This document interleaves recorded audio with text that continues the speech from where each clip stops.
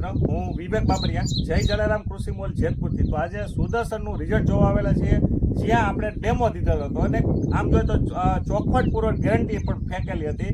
સરદારપુર ગામ છે અને જેતપુર તાલુકાનું છે. ખેડૂત મિત્રોને ખાલી આપણે એમનું નામ પૂછ્યું, ભાઈ તમારું નામ શું હતું?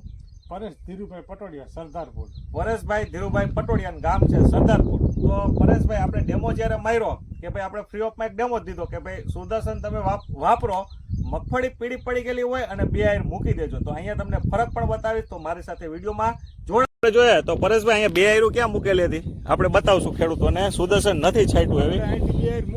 જો અહીંયા આ મગફળી છે આખી, તો મગફળીની અંદર અહીંયા જુઓ આ પીળી છે, અહીંયા નજર સામે જ છે. અને ખેડૂતના ખેતર ઉપરથી આપણે સુદર્શનનું આજે રિઝલ્ટ જોવા આવેલા છે. જો કે આ આયરું મૂકી દીધેલી હતી ને કે છાંટ્યું નહીં એવી?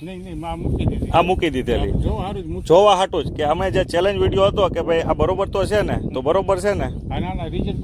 અહીંયા આપણે આખું ખેતર એટલે ફિલ્ડ બતાવી છે. જો અહીંયા આખું ફિલ્ડ બતાવશું કે અહીંથી કમ્પ્લીટ આ બધું છે. અને આપણે જોઈએ તો અહીંયા આગળની બે આયરું આપણે નથી છાંટી, એટલે કે અહીંયા ફરી બતાવી દીજો. આ પીળી અને એની કુણપ કોઈ ન થઈ. જો આખે આખી બતાવશું. જો રાવા રાવા એટલે કે ધાબા ધાબા છે. જો આ ટાઈપના જો આવા. અને આપણે આખા ખેતરની અંદર અહીં છંટકાવ થાય છે. તો બેસ્ટ રીજે તો છે ને, બીજા ખેડૂત મિત્રો સુદર્શન વાપરે તો યોગ્ય તો છે ને.